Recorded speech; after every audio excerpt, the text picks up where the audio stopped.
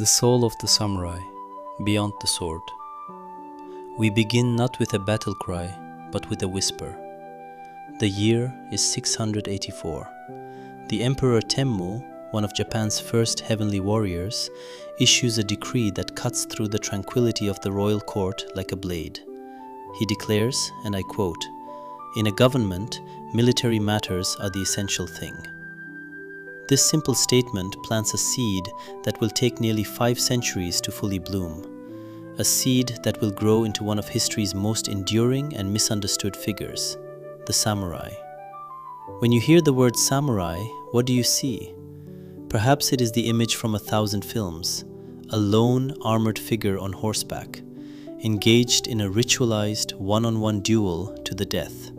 A noble warrior following an ancient, unwritten code known as Bushido. This is the popular myth, the romantic vision. But as historian William Wayne Ferris argues in his groundbreaking work, Heavenly Warriors, The Evolution of Japan's Military, this image is more fiction than fact.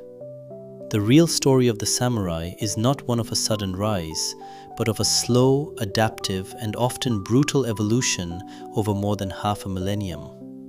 Our journey begins not in a glittering castle, but in the muddy rice paddies and frontier garrisons of ancient Japan. To understand the samurai, we must first forget everything we think we know about them. We must strip away the code, strip away the myth, and look at the cold, hard ground from which they grew. This is not the story of a warrior class that emerged fully formed. This is the story of how local strongmen, through centuries of adaptation in technology, social organization, and political cunning, slowly, inexorably transformed themselves from provincial men at arms into the rulers of an entire nation. To do this, we have to look at history the way a Japanese historian might. And that, as scholar Hiromi T. Rogers points out in her study of the samurai, William Adams, is a profound challenge. Western researchers often face what she calls seemingly insurmountable hurdles.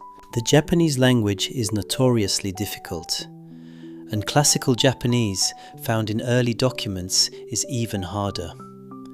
But the real barrier is cultural. The great feudal families of Japan, the daimyo, kept their archives quite literally sacred. Obtaining permission to see them is a ritual in itself, often requiring a personal introduction and a command of traditional manners that have long since faded from fashion. Even when access is granted, the archives are not designed for scholarly inquiry. And perhaps most frustrating for a Western academic, even respected Japanese historians have a tendency not to reveal their sources. Information is, in Rogers' words, maddeningly decentralized, buried in local libraries, temples, and the private collections of amateur historians. There is no British Library of Japan, no single repository for the nation's memory. It is in these hidden, local archives that the true story of the samurai lies waiting. So, with the patience of a true researcher, let us piece together that story. Our starting point is the early medieval period, a time when the imperial court in Kyoto still held nominal power. But the real authority was slowly bleeding away to the provinces. The men who would become samurai began not as a noble class, but as something far more practical: mounted archers. Imagine them, not in the heavy plate armour of a European knight, but lightly armoured for speed and mobility. Their primary weapon, not a sword, but a bow. They were attendants, local strongmen hired by nobles to push back the frontiers of the state and subdue the indigenous Emishi people in the north. They were warriors for hire, and their skills were forged in the crucible of constant, low-level conflict. This was the age of the Kamakura shogunate, founded in 1185 by a man named Minamoto no Yoritomo. He emerged as the chief of all warriors, giving the samurai class its first firm political base. But the image of the samurai from this period is still far from our modern conception. Their battles were not massive clashes of armies, but affairs of raids, ambushes, and ritualized single combat between champions who would shout out their lineage before engaging.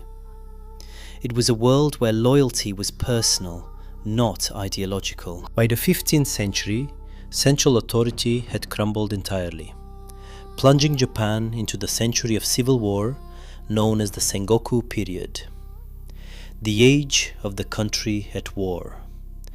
This was the samurai's bloody adolescence. The rules of the game changed forever. The arrival of firearms from Portugal in 1543 revolutionized warfare. The lone mounted archer became obsolete. On a battlefield dominated by massed infantry, wielding pikes and increasingly guns, the daimyo, the feudal lords who controlled the provinces, adapted. They needed to feed, pay, and organize vast armies. This necessity forged a new kind of samurai, one who was as much a bureaucrat and logistician as he was a warrior. And what of the daimyo themselves? They were not merely warlords. An exhibition catalogue from the National Gallery of Art, titled Japan, the Shaping of Daimyo Culture, reveals a more complex picture. A daimyo's self-image demanded mastery of the arts of peace as well as war. They were patrons of nature painting, calligraphy, and the tea ceremony. They practiced Zen meditation and wrote poetry.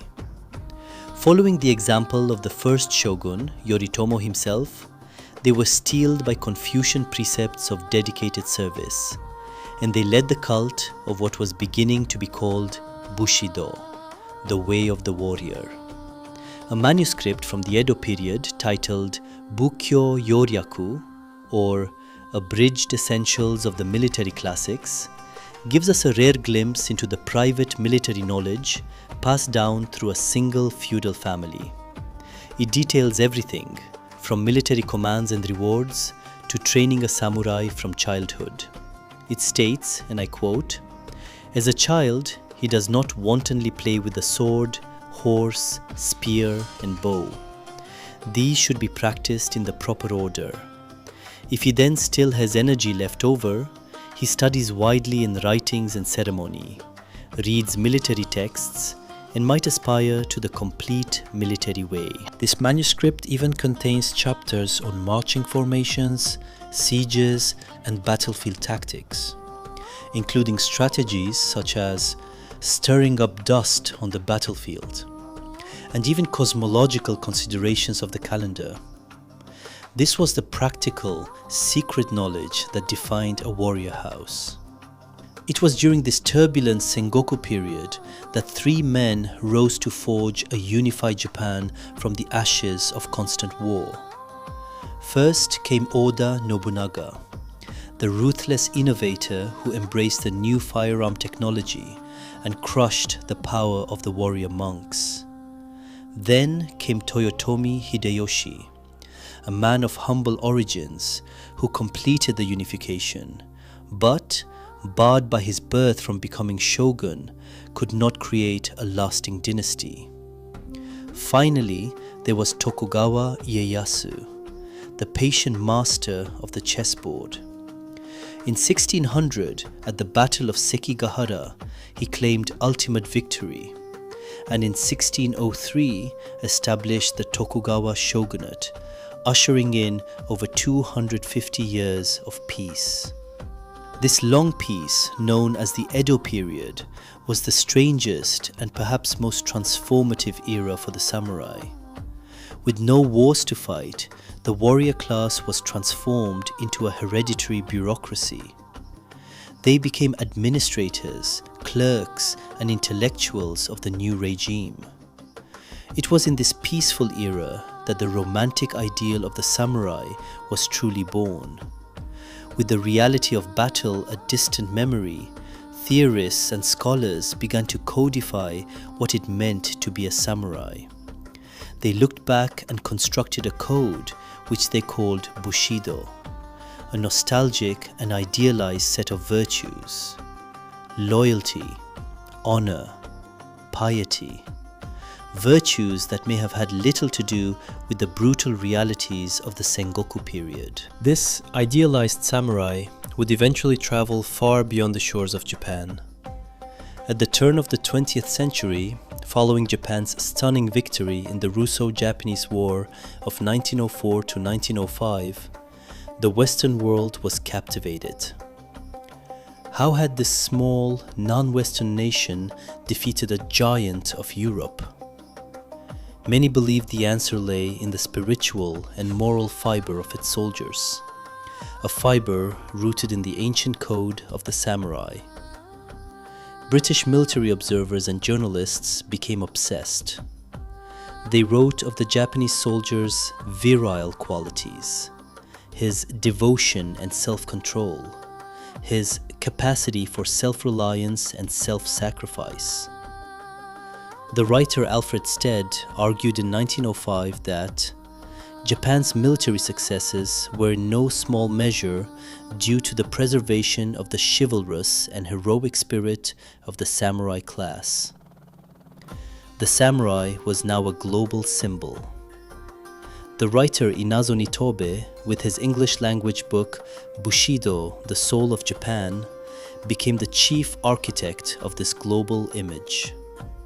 He presented Bushido as a chivalric code analogous to European knighthood, a system of ethics that was, in his words, the soul of Japan.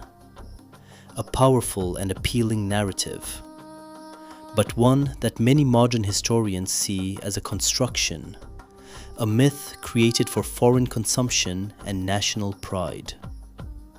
The true heart of the warrior, however, was far more complex and spiritually fraught than Nitobe's neat code suggested. As Katharina Blomberg explains in The Heart of the Warrior, the samurai existed in a profound religious paradox. The two main faiths of Japan, Buddhism and Shinto, both strictly forbade the taking of life. Yet the samurai's profession was war. How then could they justify their existence? They found their answers in a unique blend of beliefs. They turned to the cult of Hachiman, the Shinto god of war. They embraced Zen Buddhism, which taught discipline, self-reliance, and detachment from the fear of death. They practiced rituals like seppuku, the honorable suicide, and they engaged in practices that seem shocking to the modern mind, such as the taking of heads as trophies of war, and the ritual of jumshi, where retainers would follow their lord in death. This was not a code written in a book, but a lived, complex, and often brutal negotiation between the demands of their profession and the dictates of their soul. So, from the mounted archers of the frontier to the bureaucratic administrators of a peaceful state, from the brutal realities of head-taking to the idealized code of chivalry, the samurai was never one thing. He was a warrior, a poet, a bureaucrat, a sinner, and a saint. The myth of the samurai, the lone honorable swordsman, is powerful.